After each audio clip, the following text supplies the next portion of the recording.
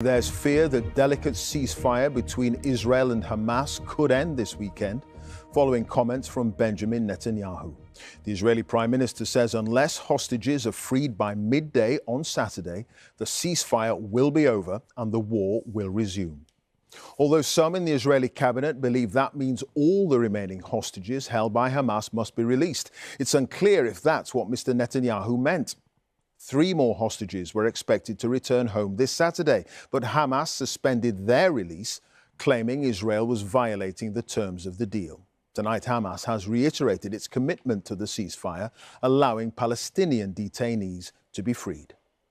All this comes as Donald Trump has been meeting the King of Jordan at the White House, their first meeting since the president proposed moving the population of Gaza to Jordan and Egypt before turning the territory into the Riviera of the Middle East. Sarah Smith has our top story.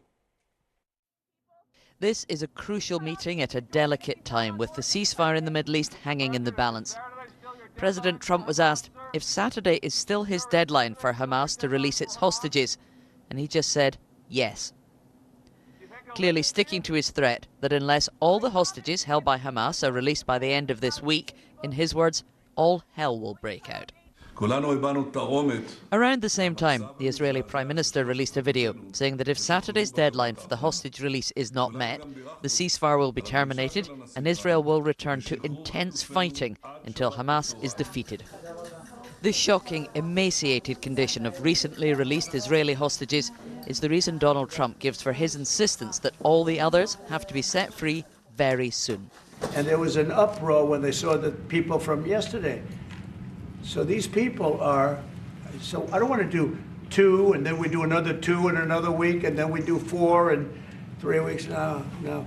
They either have them out by Saturday at 12 o'clock or all bets are off. In the Oval Office with the King of Jordan, the big issue on the table is Gaza. And President Trump's highly controversial plan for the US to take it over, claim ownership of it, and then rebuild. We're not going to buy anything. We're going to have it, and we're going to keep it, and we're going to make sure that there's going to be peace, and there's not going to be any problem, and nobody's going to question it. Gaza has been largely destroyed in 16 months of war with Israel. A huge rebuilding program is required. President Trump's plan involves displacing the entire population, forcing Egypt and Jordan to take in 2 million Palestinians, something both countries have completely rejected. But King Abdullah appears prepared to discuss what might be possible. How do we make this work in a way that is good for everybody? Right. Obviously, we have to look at the best interests of the United States, of the people in the region, especially to my people of Jordan. There are already more than 2 million Palestinian refugees in Jordan. King Abdullah knows that taking in even more could destabilise the whole country, as well as fundamentally undermining the prospect of an eventual Palestinian state. Let's keep talking, for now, seems to be the message, though, from sceptical Middle Eastern leaders who don't want to openly contradict President Trump or risk the billions of dollars they receive in American aid. Protesters in Tel Aviv, who want the hostages to come home, are worried that everything, the recent relative peace, the hostage releases and the next phase of talks, all now seems to be in peril. The weather here in Washington, as you can see, has taken a turn for the worse since King Abdullah left the White House a few hours ago. And the prospects for diplomatic international agreement don't seem to have improved any either. Usually, when you have 2 world leaders meeting, like you saw here today, the hope, the aim is to come to some kind of agreement or consensus. If anything, individuals' nations' positions on the Middle East seem to be becoming more entrenched. After the meeting, King Abdullah said on social media that it is the position of all Arab nations that Palestinians should not be displaced from Gaza and rebuilding should happen whilst they're still living there. While Donald Trump seems to be increasingly attached to what originally seemed to be his rather outlandish idea that the US take over and own the Gaza Strip and redevelop it. And then you have both President Trump and the Israeli Prime Minister Benjamin Netanyahu doubling down on their insistence that hostages must be released by noon on Saturday or the entire ceasefire deal could be finished. All right, Sarah, thank you for that. Sarah Smith there, live at the White House. So, what's in the all-important ceasefire deal? Well, it consists of 3 stages, with stage 1 still ongoing, lasting 42 days, in which Hamas will release 33 hostages, while Israel will release around 1,900 Palestinian prisoners and detainees. Israeli forces will leave populated areas in Gaza and allow displaced Palestinians to return to their homes. Hundreds of aid lorries will also be allowed into Gaza every day. Well, we'll be talking to Lise Doucette in a moment for her take on the future of the deal. But first, to Wira Davis, who's live in Jerusalem. Wira, with the prospects and possibilities that this deal could end this weekend, what are the thoughts of ordinary Israelis? Well, look, there's overwhelming support both in Israel and the occupied Palestinian territories for the ceasefire deal to continue because it's brought tangible benefits for both sides, hostages and Palestinian prisoners released from captivity.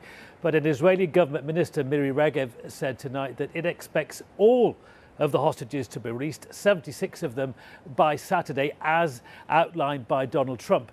The Israeli Prime Minister Benjamin Netanyahu has perhaps been deliberately vague, not referring to figures, but as we've heard, saying that Israel wants its hostages released by Saturday or the ceasefire ends and the war resumes. But it's inconceivable to many that if Hamas were to present a list of 3 or 4 named hostages by the end of the week, people it intends to release, that Netanyahu would turn around and say, no, that's not enough, the war will resume. And it will convince many people, if he does that he is really he does want to restart the war in Gaza because he does not believe that Hamas is fully defeated. We should know more by the end of the week, but these are dangerous times. Indeed. Wira, thank you for that. Wira Davis in Jerusalem. Let's talk to Lise, who's with me. This deal is hanging by a thread. Well, it's still holding, and I think people will hold on to that, but definitely tonight it has more cracks. From the beginning, when it started on January the 19th, it was always described as fragile. And there was always this idea, certainly among the critics of the deal, that the 3-phase plan, which took many, many months for Israel and Hamas through indirect talks to reach, was going to be difficult, especially in the second most difficult phase of the deal. But the first phase, which you outlined briefly, was going surprisingly well. And it was clear that it was pressure from President Trump, even before he went into the White House, that pressure helped put that deal over the line. But as we've been hearing tonight, and as we've been reporting for many days now, President Trump's comments over the past week are adding new strain already to this precarious deal. His comments, some of which we've just heard, are playing into the hands of the Israeli right-wing critics who have always described this as a temporary ceasefire. They've always wanted the war to start again once the hostages all came home, the living and the dead, so that they could carry out what they still say must be the destruction of Hamas. And also it seems to have been one of the many reasons why Hamas suddenly started questioning the deal today, because to their mind, why continue with this deal if the third phase, which is about governance and reconstruction, which would involve other Arab states rebuilding Palestinians' home in Gaza, why continue if that has now been thrown in the air by these new ideas of President Trump? So Saturday is a long way away. Between now and then, there's certain to be phone lines burning, especially the Qatari, the Egyptian mediators. We've just heard Clive from Cairo. The Egyptians have come up with a new proposal. They say Gaza can be rebuilt, that they have a plan, which Arab states agree to, without moving the Palestinians. So I'm sure day by day, there'll be new ideas, including from President Trump himself. But tonight, it's holding, and that is, people are holding on to that hope. Indeed. All right. Lise, thank you. Lise Doucette, our chief international correspondent there.